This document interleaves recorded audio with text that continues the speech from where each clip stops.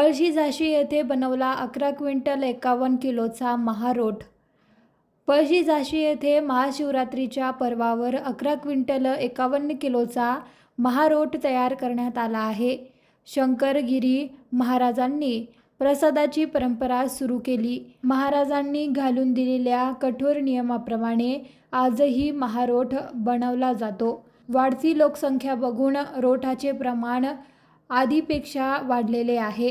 यावर्षी 11 quintal 51 kilo एवढा महारोठ तयार करण्यात आला आहे।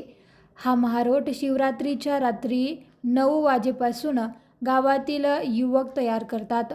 महारोठ निर्मितीची प्रक्रिया तसेच त्यांचे स्वरूप पाहण्याकरिता परिसरासह इतर ठिकाणाहून मोठ्या संख्येने भाविक भक्त येत असतात। रात्री 1 वाजेपर्यंत महारोठ तयार होऊन केळाच्या पानात व सुती कपड्यात बांधून अंगाऱ्यात टाकण्यात येतो। सकाळी सूर्योदयापूर्वी महारोठ बाहेर काढतात।